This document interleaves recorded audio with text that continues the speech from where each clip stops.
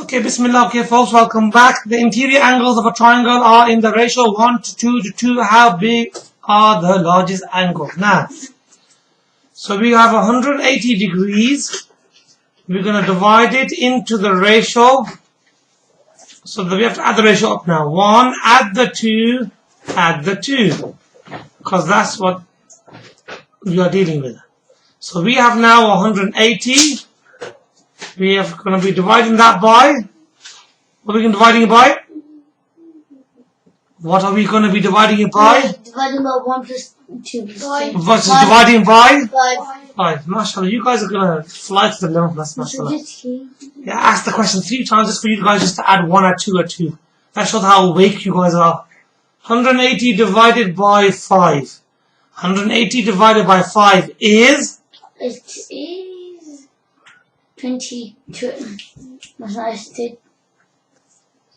180 divided by 5 is... This is going to be a lot.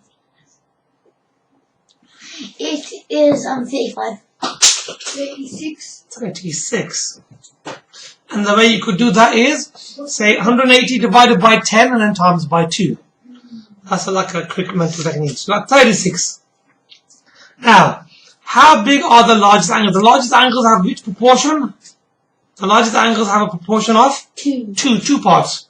So then it's 36, then you have to multiply that by the largest share. So 36 times by 2 will give us an answer of? 72. That will give 72. 72 degrees. 72. On the ball. Yeah, my students are on the ball 3 years after the test is finished. MashaAllah. Very quick on mental arithmetic here. Awesome. Bunch of 11 pluses here. Okay, question number 4. Fill in the space below so the pattern stays the same. For question number 4. Right. What is the pattern here? Somebody tell me what the pattern is. 12 to 15 to 8 to 11 to 4 to 7. 0. Next question. Question number 4. There's 2 patterns running. There's the blue pattern. 12 minus 4 minus 4 minus 4. So that will give you actually here, if I say the blue pattern, then I should really do the 0 in blue. So what happens here, we have 12 take away 4 is 8, 8 take away 4 is 4, 4 take away 4 is nothing. So the answer there is 0. There's a red pattern as well. 15 to 11, we are minusing 4 on this pattern here as well. So that will give you the next one here. So that will give you 7 take away 4 is 3, but we're not looking for that one. Next question, number 5. Question number 5 says calculate 2 cubed multiplied by 4 cubed. What's 2 cubed? 2 cubed is 8. You should know this. And what's 4 cubed? 64. Yeah. Okay, 64. So we have to do 8 times by 64 is the calculation for number 5. I don't know how any of you guys managed to get this one wrong. If you don't know your cube numbers, you shouldn't be going for the test. Okay? Cube numbers is each number from the beginning from 1, 2, 3, 4, 5 just times by itself 3 times. We should know these numbers by heart.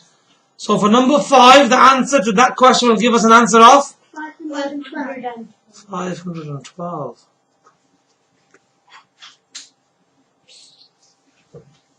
Okay, next question. Calculate 2/3 add 7/10. Give your answer as an improper fraction. Leave that one over here. Okay, now we've got 2/3 and we're going to add to that.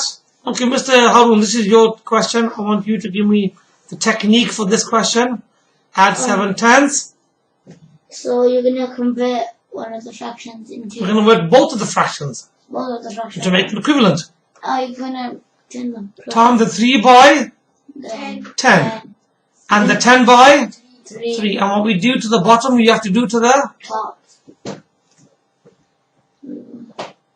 And this will make the fractions equivalent.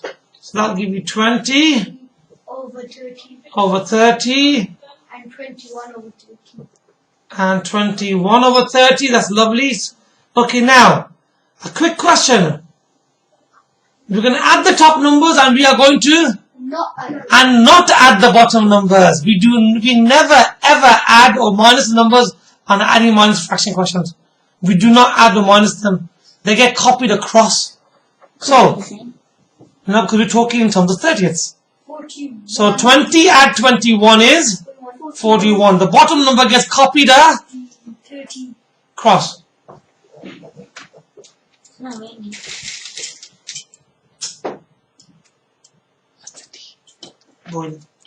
Okay, so 41 over 30, this kind of fraction is called an improper fraction, top heavy. Now, okay, anybody know the technique for changing that into a, they said here in the question that they want it as a, what did they say?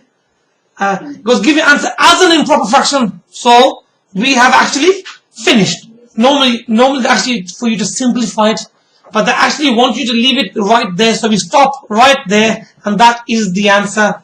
So the answer is going to be 41 over 30. Alhamdulillah, that's done. That's good. Okay, the next question on that page is number 13. Again, come on folks, you got to get your cube and square numbers right. Very simple mathematics. I don't know. Anyway, number 13, we got to go through it because that's been selected for corrections. Okay, number 13. We have 3 cubed. Okay, what's 3 cubed? 3 cubed is 27. 27.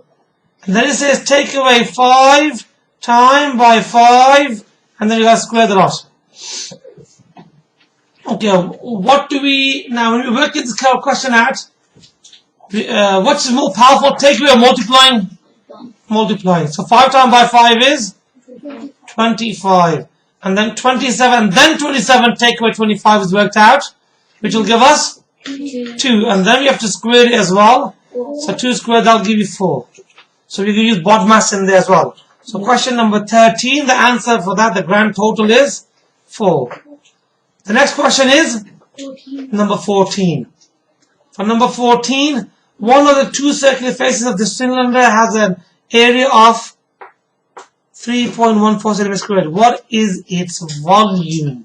Now, remember we told the formula for volume. Volume of a prism. This prism is a circular prism, okay? Volume of the shape here is equal to always the area of the face. The face means the shape of the side, the end. So area of the face multiplied by what?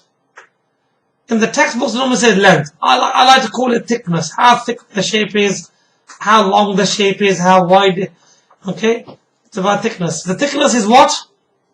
What is thickness? 11. What is the area at the front? The area of the front is 3.14. And we have to multiply that by 11. Now, I want somebody to give me the quick mental maths technique for working that out. So 3.14 times by 11, what do we do first? To do 3.14 times by 11, we first of all do 3.14, we multiply it by 10. That one, it will give us an answer of 31.4, because the decimal point moves one place to the right. Okay, and then we have to multiply 3.14 by 1, which is 3.14. And then add them up. Done. So that will give you 4. That will give you 5.43. So the volume of that should be 34.54. Where does that go down? Over here. So 34.54. That's the end of this page here. Centimeters cubed. That should really be on the sheet anyway. Okay, that's the end of that. The questions on that page. Are we happy with those? Yeah? Okay, let's just quickly squidgy it. Okay, doesn't matter. Right? Doesn't matter. Right, here's the next page. Okay, on this particular page, alright. Okay, question number 16. A number is chosen at random from the single digit numbers 0 to 9. Which of the arrows A, B, C or D shows the best position on the probability line for the event that the number chosen is prime? Now, prime numbers, the first prime number is 2. The second prime number is 3. And then we have 5. And then we have 7. Them are the only prime numbers in the single digits. 1 is not a prime number, no is 0, no is 9. So how many prime numbers do we have altogether? 4. 4. How many numbers have they given us in the list that they gave us? 8. How many numbers have they given us? I haven't counted them. Okay, from 0 to 9. 9. From 0 to 9. There's 9 numbers. 0 to 9. 8. 10. 10. Oh, So the probability of getting a prime number is going to be the 4 candidates above, which is 4, and the total list of numbers they gave us was 10. So we're looking for 4 tenths. Now, 4 tenths, at the moment, if we cancel that down, that will give us, well, 4 tenths is close to, what's a half in terms of tenths? Half. A half is 5 5 tenths. So how close is 4 tenths to 5 tenths? It is quite close. So we're looking for which answer is close to a half, which is B is the closest, and that will be roughly 4 tenths. So the answer for 16 is B. Don't you see? The answer is B. That don't make sense. Okay, question number 18. That's a bit more, what shall I say? A bit more exciting question. So we start off with a double-sided linear equation. So 31x minus 32 is equal to minus 52x, okay, plus 134. Pay attention, folks, because most of you got, or all of you got it wrong. Okay, let's work that out. Now, when we start solving this equation, trying to work out the value of x, we always start at the smaller x value. Now, the smaller x value is it 31 or minus 52? Minus 52 is smaller. So we always move the smaller x value towards the larger x value. And then we move the number, regardless of whether it's small or big, to the other side. So what we're trying to do is get the numbers on one side and the x's onto the other side. And also, opposite of minus 52x is plus.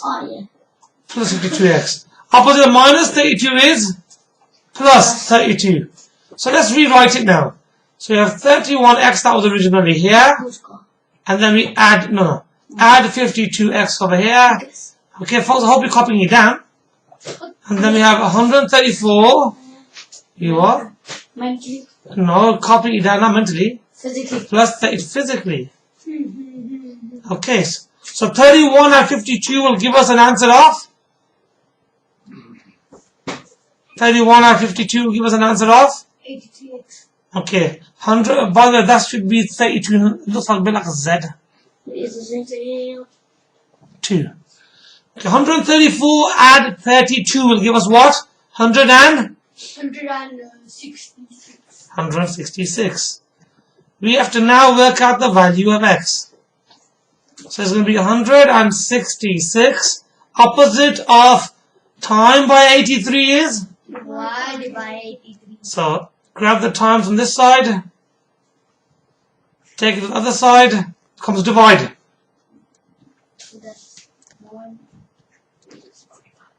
So how many 83s fit into 166?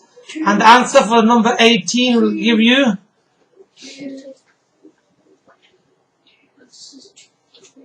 2. Answer is 2. Correct. The answer is 2. Okay, question number 21. Let's have a question number 21. Say the perimeter of a square is 28. So if you go all the way around the square, the distance all around is 28. So what is one side then? 28 divided by 4. 20, because the square, all the lengths are equal. 28 divided by 4 is 7. So on in our square, the length and the width are both 7. And the question now is, what is the area? So the area is equal to the length times by the width, which basically becomes 7 times by 7 as the calculation. 49. That gives us an answer of 49 centimeters squared. Okay. And that is the answer for question number 21. Copy it down if you haven't copied down the notes. Mr. Zaifa, have you got this stuff down? This one? You're right. No. Have you copied it down? No, no, 21. 21. Yeah. You got it right? Yeah. Okay, good. Okay, now let's look at the next question, question number 22. How many tiles measuring 40 by 40 each would be needed to cover a wall of 1 meter by 800 meters? Okay, so the wall is 1 meter long and 800 meters tall. What kind of wall is that? Okay, now remember, We have meters and centimeters in this question. Now, here we are. So let's work out first of all the area of one of the tiles. The area of one of the tiles is going to be what? It's 40 centimeters. That's meters. So we can just say as that's going to be 0.4. And we don't need the 0 at the end. I can need a lot of hand movements. Are we writing this stuff down? Or are we just wasting our time just sitting here? I'm writing this down. You're writing it down now, you are. So am I. But 0.4 multiplied by 0.4. That will give you the area of one tile in meters. Because they gave you in centimeters. 0.4 times by 0.4, Huzaifa, is 0.16. 0.16. We don't say 0.6. There's no such number in the world called 0.16. What you mean is 0.16 meters squared. Now we need to work out the area of the wall that you're going to cover. I've never seen a wall 1 meter by 800. Must be some kind of tall building. So the area that is 1 times by 800, which is the length times by the width. So 1 times by 800 is 800 meters squared is the area of the wall. Okay, now what do we need to do now? So we need to see how many of these fit into there. So the calculation moves on to 800 divided by 0.16. 0.16. That's probably wrong. Okay. Now, how do we do this? We got different techniques of doing this. We can turn this into a fraction, turn it upside down. Small. That answers 5,000. That small times, many times 7. Yeah, or we will use the. What about if we change this into fractions? Should we try that technique now? Yeah. It's 5,000. All right. But either way, you still end up with a slight, quite big calculation anyway. So 0.16 is the same as what? No. 16 what? 16. Hundreds. And 800 is the same as 800 over 1. When we divide by a fraction, we turn the divide sign into a time sign. And we turn the second fraction upside down. So we're using like a fraction technique for working out this calculation. So we have 800 times by 100 divided by 16. Now, okay, 16. One number goes into 16 and also goes into 800. So let's start doing a bit of cancelling now. Okay, folks, let's fire away. Faisal. What will divide into 16 and also divide into 800? So we divide them by 8. The bigger number, yeah? So 16 divided by 8 is 2. Okay, don't all rush to give this answer at the same time, yeah? So 800 divided by 8 is? 800 divided by 100. Okay. Okay. So divide that by 8. Divide that by 8. Can we cancel again? Yes, we can. 1. We can divide it by 2. 15. 1. So divide that by 2 divided by 2 is 1. Divide 100 by 2 is 50. So we left with 100 times by 50 on the top. And the answer was given out earlier, but I ignored it because you just gave out the answer. So the answer is, how many tiles will we need? We will need 5,000 tiles for the special building which has a wall which is 1 meter by 800 meters up into the sky. I love you guys. You're on the code. Yeah? Right. The last question on this particular page. I know we actually got 1, 2 more left. Okay, right. I'm going to need to. So that's 49. We've got number 23, 24, 24, and 26 left. Okay. 23. How many lines of symmetry does a regular heptagon have? Now, how many sides does the heptagon have in the first place for number 23? 7. It has 7. And it's a regular shape, so we'll have 7 lines of symmetry. That one's done. Number 24. Look at the bus timetable. How long does it take to get from South Harrow to North Harrow? So where's South Harrow? South Harrow, what is the time? 17:45. Okay, and we want to get to North Harrow, which is, what's the time for that? 18:11. Okay, now from 17:14:05 to 1800 hours, how many minutes is it? 15 minutes for the first part. And from 1800 hours to 1811 is how many more minutes? 11 more minutes.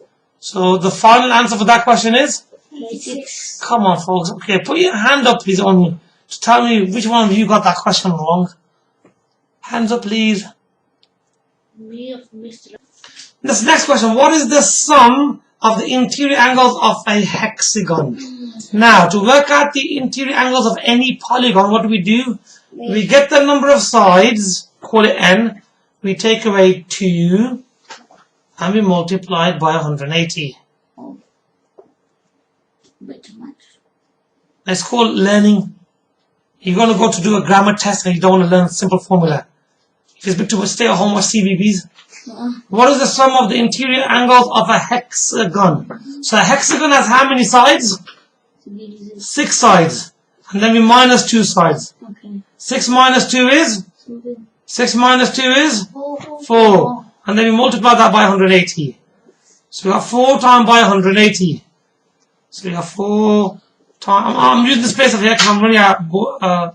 So 4 times by, 4 times by 180 will give us what? 720. Yeah, that's right, 720. So the answer here, if I just squeeze in here, is 720 degrees is the internal angles of a hexagon.